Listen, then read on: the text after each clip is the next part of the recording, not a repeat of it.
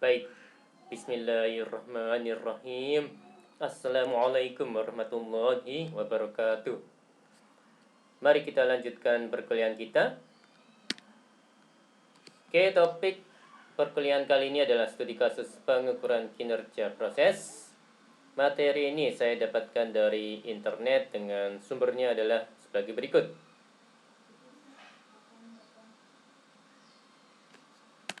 Oke, deskripsi organisasi. Unit pergudangan, ya disingkat UP, milik perusahaan layanan telekomunikasi dengan 25 kantor divisi yang tersebar di lokasi-lokasi yang berbeda. Poin-poinnya, menyediakan layanan penyimpanan barang-barang, ya material dan alat sisa atau yang tidak terpakai, termasuk pengangkutan barang dari kantor-kantor divisi. Personelnya, 1 orang kepala, 4 staf gudang, 1 staf TU, tata usaha ya mungkin ya. Kemudian 3 super truk dan 1 staf entry data.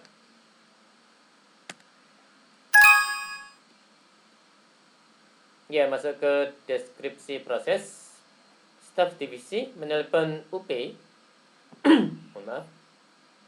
Staf divisi menelpon UP untuk mengambil dan menyimpan barang beserta deskripsi dan nomor serinya.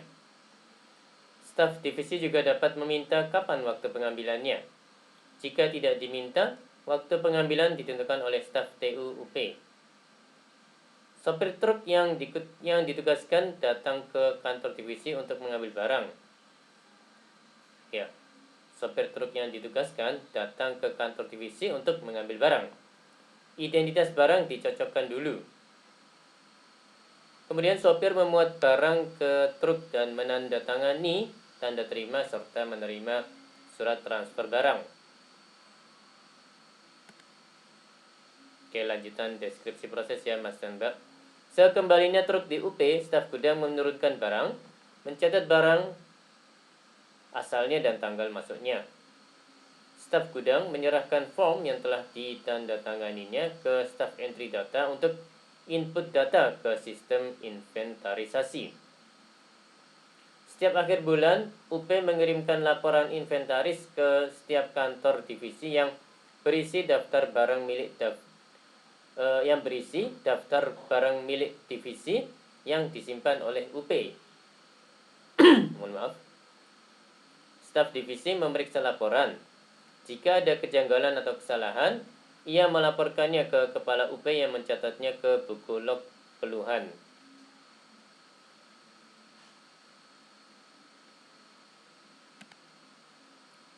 Kepala UP kemudian menugaskan staf gudang untuk melakukan pengecekan atas keluhan. Beban kerja, rata-rata 10 permintaan pengambilan barang dari kantor-kantor divisi per minggu. Sekitar 1-20 item barang diangkut per pengambilan. Idealnya barang diambil tidak lebih dari 3 hari setelah tanggal permintaan, kecuali kalau kantor divisi meminta tanggal pengambilan tertentu. Oke, masuk ke pembahasan terkait dengan tujuan pengukuran kinerja, Mas dan Mbak sekalian. Melalui pengukuran kinerja, organisasi ingin memastikan bahwa kebutuhan kantor divisi termenuhi. Bagaimana bisa tahu? Memastikan bahwa semua personel UP memahami proses bisnis UP. Memastikan bahwa UP bekerja secara efektif dan efisien. Mengetahui apa yang bisa diperbaiki atau disempurnakan. Kemudian memastikan bahwa keputusan perbaikan diambil berdasarkan fakta objektif.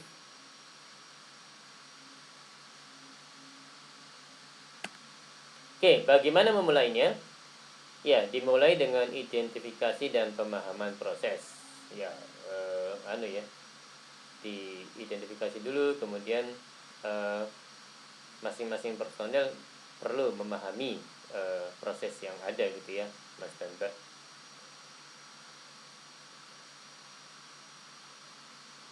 Tentu proses kerja ya. Pembuatan flowchart melalui brainstorming. Apa yang memulai, input, dan mengakhiri output proses atau subproses. Apa yang dilakukan di antara input dan output?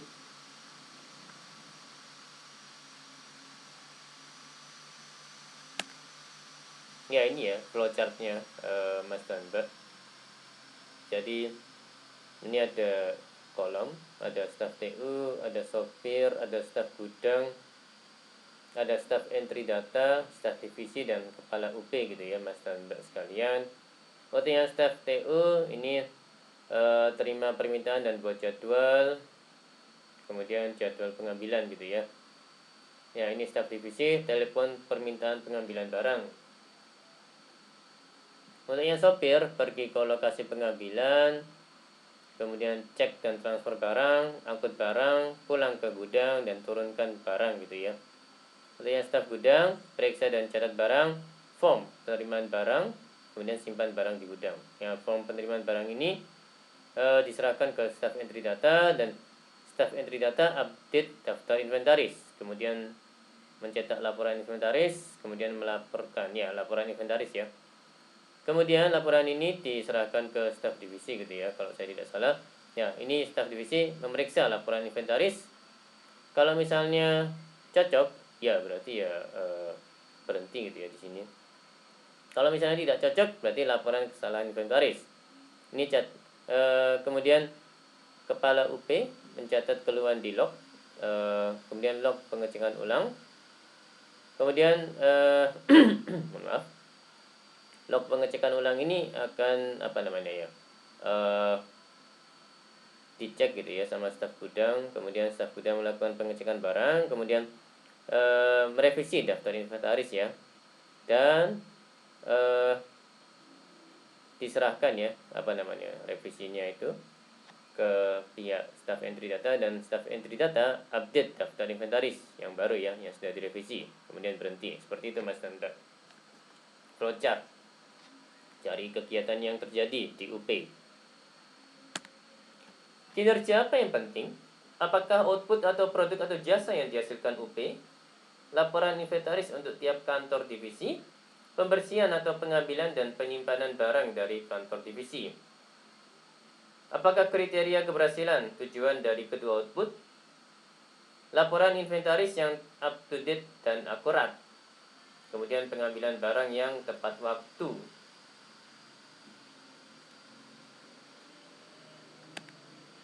Oke, mana aktivitas yang vital? Ya, poin-poinnya bagaimana tujuan dapat dicapai? Aktivitas apa yang memiliki dampak terbesar pada faktor keberhasilan output? Atau aktivitas apa yang paling relevan dengan kepuasan kantor divisi? Kemudian ada poin juga fokus pada pertanyaan semula. Bagaimana kita tahu kebutuhan kantor divisi terpenuhi? Dan apa yang dapat kita perbaiki atau sempurnakan?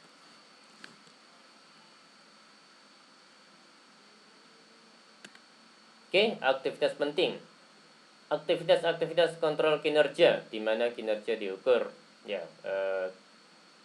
kontrol poin 1, saat pengangkutan barang sampai di gudang UP. Kontrol poin 2, saat kejanggalan pada laporan inventaris terselesaikan. Mohon maaf.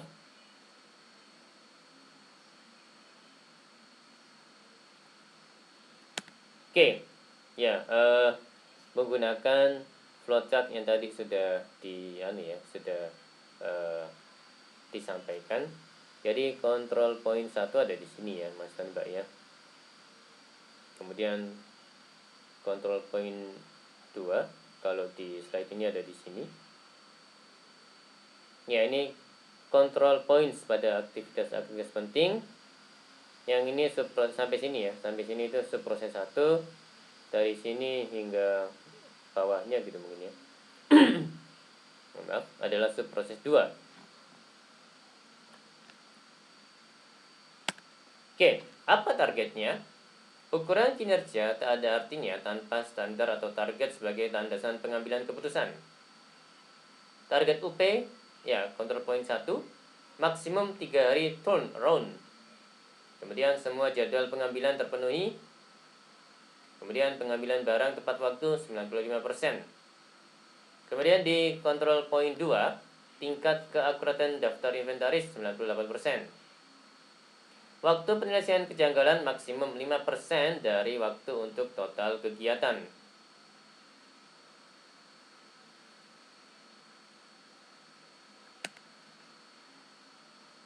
Bagaimana mengukurnya? Apa yang ingin kita ketahui tentang aktivitas-aktivitas kerja yang diukur? Pengukuran, apa yang menjadi ukuran? Bagaimana menghitungnya? Bagaimana memperoleh data mentahnya? Di mana data dapat diambil? Siapa yang mencatat atau mengambil datanya? Kapan dan seberapa sering data diambil?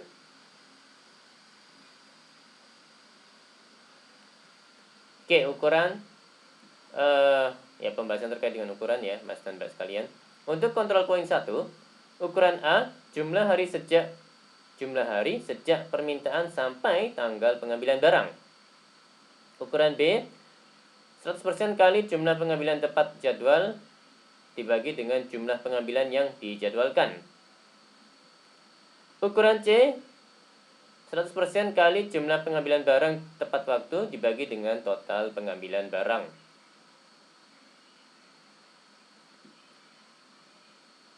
Untuk kontrol poin 2, ukuran A, 100% kali jumlah entry laporan yang benar dibagi dengan jumlah entry dalam laporan. Kemudian ukuran B, 100% dikalikan dengan total waktu penyelesaian kejanggalan dibagi dengan total waktu kerja per bulan.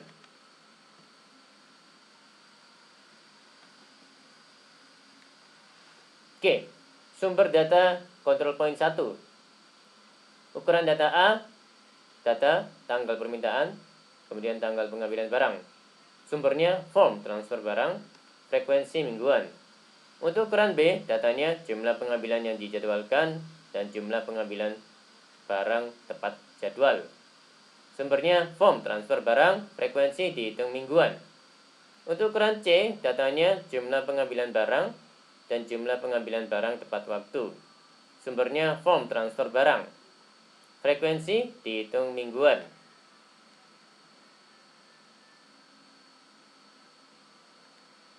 Oke. Masuk ke sumber data kontrol poin 2. Ukuran A, datanya total entry yang dicetak dalam laporan inventaris per bulan. Kemudian total entry laporan inventaris yang salah untuk menghitung total entry yang benar. Sumbernya database inventaris, log keluhan, kemudian frekuensinya dihitung bulanan. Untuk ukuran B, datanya adalah total waktu yang digunakan untuk menyelesaikan kejanggalan dalam sebulan oleh 4 staf gudang. Kemudian total waktu kerja ke-4 staf gudang dalam sebulan. Sumber time card dengan nomor job untuk mencatat jenis aktivitas. Frekuensinya dihitung bulanan.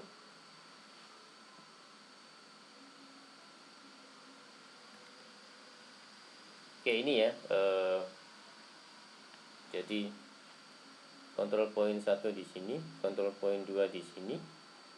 CP1, kontrol poin 1, ukuran kinerja A, jumlah hari antara tanggal permintaan sampai tanggal pengambilan, targetnya 3 hari. Ukuran kinerja B, persentase jumlah pengambilan tempat saya ulangi lagi. Ukuran kinerja B, persentase jumlah pengambilan tepat jadwal dari jumlah pengambilan yang dijadwalkan. Targetnya 100%. Ukuran kinerja C, persentase jumlah pengambilan tepat waktu dari total pengambilan barang. Targetnya 95%. Untuk kontrol poin 2, ukuran kinerja A, persentase jumlah entry yang benar dari total entry dalam laporan inventaris. Targetnya 98% akurat.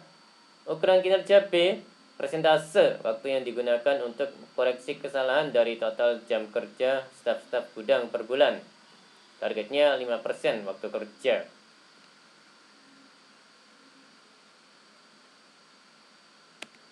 Oke, penanggung jawab. Penanggung jawab pengumpulan data, penghitungan ukuran, pembandingan dengan target, dan melaporkan gap atau deviasi pada pengambil keputusan. Untuk kontrol poin 1, penanggung jawab staf gudang nomor 1, pengambil keputusan kepala UP. Untuk kontrol poin 2, penanggung jawab staf gudang nomor 2, pengambil keputusan kepala UP. Oke, ini analisa hasil pengukuran kontrol poin 1 ya, Mas dan Mbak ya.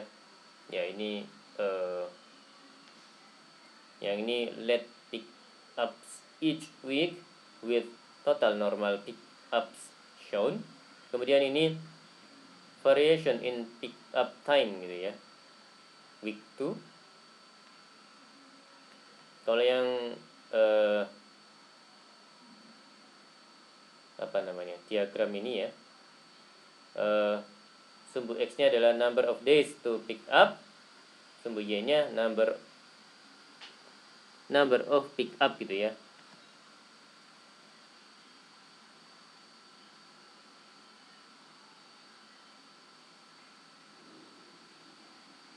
Number of pick ups untuk yang sumbu Y ya, Mas dan Mbak sekalian.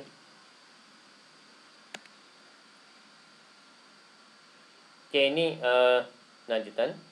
Percent on time special pick ups when customer requested specific date. Kemudian ini percent total on time pick ups with total number of pick ups shown. Ya, ini untuk yang diagram ini sumbu X-nya adalah week number, sumbu Y-nya adalah percent on time gitu ya, Mas dan Mbak. Oke, ini analisa hasil pengukuran kontrol poin 2 CP2 gitu ya. Mohon maaf. Jadi ada percent error free line items dan kemudian percent time on problem resolution with resolution time versus total time. Mohon maaf. Ya, untuk yang diagram ini sumbu X-nya adalah month, bulan ya. Kemudian sumbu Y-nya adalah percent time, persen waktu. Kesimpulan, apa yang dapat dilakukan dari hasil pembandingan dengan target? Deviasi atau gap masih dalam taraf normal, harus ada yang diperbaiki. Tinjau kembali target, apakah cukup realistis?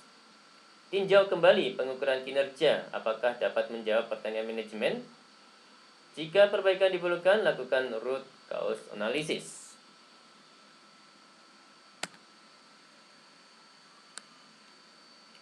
Baik, demikian perkuliahan kali ini. Ya, tadi terkait dengan studi kasus pelaksanaan pengukuran kinerja ya, Mas dan Mbak ya, di sebuah unit, di sebuah perusahaan gitu ya. Ya, unit pergudangan yang diambil sebagai studi kasus. Monggo Mas dan Mbak bisa memakai atau melaksanakan atau mencoba melaksanakan pengukuran kinerja di tempat lain, di unit lain, di perusahaan lain misalnya ya, Mas dan Mbak sekalian. Baik, ya, terima kasih atas waktu dan perhatiannya. Mohon maaf kalau ada hal-hal yang salah, Mas dan Mbak. Kita jumpa lagi insya Allah di lain kesempatan ya. Demikian, wassalamualaikum warahmatullahi wabarakatuh.